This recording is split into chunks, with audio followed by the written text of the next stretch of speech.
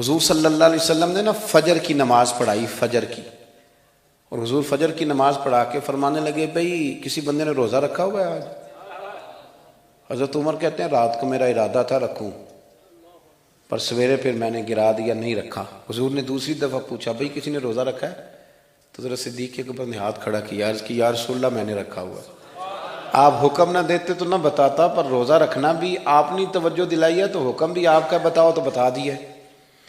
حضرت عمر کہتے ہیں حضور نے فجر کی نماز پڑھائی، فجر کی۔ دوسرا سوال پوچھا بھی کسی نے کسی بیمار کی تیمارداری کی ہے؟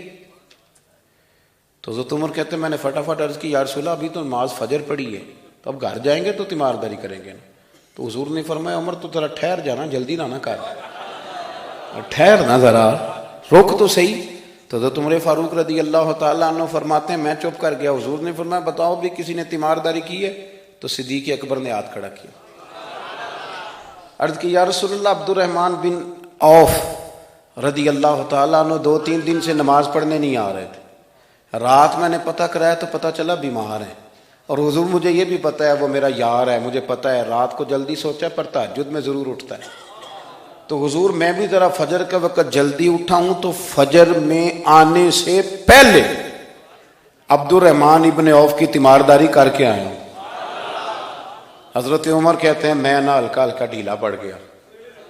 حضور نے تیسرا سوال پوچھا، فرمایا کسی نے کسی مسکین کو کھانا کھلایا ہے؟ کھانا کھلایا ہے کسی مسکین کو؟ حضرت سیدنا عمر فاروق کہتے ہیں میں نے پھر عرض کی، میں نے کہا یا رسول اللہ ابھی تو فجر پڑی ہے، گھر جائیں گے کوئی چیز لیں گے تو کھانا کھلائیں گے۔ تو حضور پھر مسکرائے، فرمایا عمر تو ذرا ٹھہر نہیں جاتا، ذرا ٹھہرنا، ذرا نظارہ تو کرنا، گویا یہ شان صدیق اکبر کا جلسہ ہو رہا، ٹھہرنا۔ حضور نے پھر پوچھا بھی کسی نے کسی مسکین کو کھانا کھلایا ہے؟ تو حضرت عمر کہتے ہیں لوگ سارے دائیں بائیں دیکھ رہے تھے اور میں چپ کے ابو بکر کو دیکھ رہا تھا، کہ مجھے پتا تھا کہ بولنا اسی نہیں ہے، اور دل میرا کر رہا تھا کہ کہہ دوں دیو جناب جواب، دل میرا کر رہا تھا۔ وہ سمجھ گئے تھے کہ سونا راضی کن کاموں میں ہو، بس یہ نقطہ انہوں نے پا لیا تھا۔ حضور نے فرمایا بتاؤ کسی مسکین کو روٹی کھلائی ہے؟ تو جناب سیدنا صدیق اکبر نے ہاتھ کھڑا کیا، عرض کی یا رسول اللہ سویرے اٹھا ہوں تو چھوٹا بیٹا بھی اٹھ گیا تھا، اور میرے وضو کرتے سنت پڑھتے ماں سے کہنے لگا بھوک لگ رہی ہے، تو ماں نے 2 روٹیاں بھی پکا دی، تو حضور ایک اس نے کھائی دوسری اس کے ہاتھ میں تھی۔ جب ہم نکلے ہیں نا گھر سے تو دروازے پہ ایک فقیر کھڑا تھا، مسکین کھڑا تھا، کہہ رہا تھا رات سے بھوکا ہوں، کوئی دروازہ کھلنے کا انتظار کر رہا تھا، ابو بکر سب سے پہلے تیرا ہی کھلا ہے۔ تو حضور میں نا اس مسکین کو ایک روٹی کھلا کے آیا ہوں۔ حضرت عمر فاروق کہتے ہیں میں نے گردن جھکا لی، اور میرے رسول کریم نے فرمایا اے اللہ میرے ابو بکر پہ رحم فرما، اللہ میرے ابو بکر۔ وہ سمجھ گئے تھے، مزاج شناست سمجھ آ گئی تھی کہ حضور کن باتوں میں، اور نا اپنے اوپر وہ سارا کچھ طاری کر لیا تھا انہوں نے، طاری، ان کی ادائیں بالکل ڈھل گئی تھی نبی پاک کی اداؤں۔ 3 دن وہ غار ثور میں رہے تو ہمارے صوفیاء فرماتے ہیں کہ ان پر تجلیاں بھی پڑی محبوب کی معرفت کی۔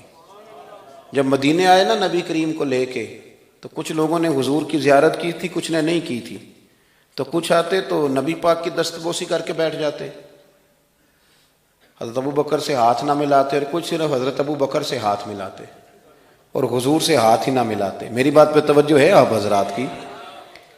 تو کچھ لوگوں کو نا شبہ ہونے لگا، وہ معاذ اللہ سمجھنے لگے کہ شاید یہی اللہ کے رسول ہیں۔ حضرت صدیق اکبر یہ کیوں شبہ ہوا؟ تو ہمارے محدثین فرماتے ہیں کہ ابو بکر صدیق بولتے بھی اس طرح تھے جو میرے نبی پاک کا طریقہ، بیٹھتے بھی اس طرح تھے جو رسول پاک کا طریقہ۔ کہتے ہیں انہوں نے امامہ باندھا ہوا تھا تو جو امامے کا پیچ حضور کا ڈھیلا رہ گیا تھا ان کا بھی ڈھیلا رہ گیا تھا، اس طرح اپنے آپ کو مزاج میں ڈھالا تھا، تو من شدی من تو شدم، میں اس طرح ڈھالا تھا مزاج میں، اس طرح کے کوئی فرق نہیں نظر آتا تھا۔ وہ کہتے ہیں جب حضرت ابو بکر صدیق نے دیکھا نا کہ لوگوں کو تو شک ہو رہا ہے، کوئی میرے ساتھ ہاتھ ملا کے بیٹھ جاتے ہیں، تو حضرت صدیق اکبر نے کہا کوئی ایسا کام کرنا چاہیے کہ پتہ چلے آقا کون ہے غلام کون ہے۔ اٹھے، کندھوں پہ چادر تھی، وہ اتار کے نا تو حضور پہ سایہ کر دیا، لوگوں کو پتہ چل گیا کہ سایہ کرنے والا کوئی غلام ہے، اور جس پر سایہ کیا جا رہا ہے وہ آقا ہے۔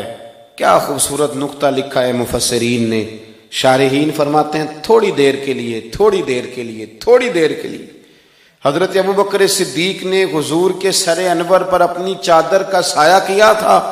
اللہ کے رسول نے احسان کا بدلہ یہ دیا، نیکی کا بدلہ یہ دیا کہ قیامت تک ان کی قبر پر اپنے گنبد کا سایہ فرما دیا، قیامت تک گنبد کا سایہ کر دیا ان کے مزار پر انور۔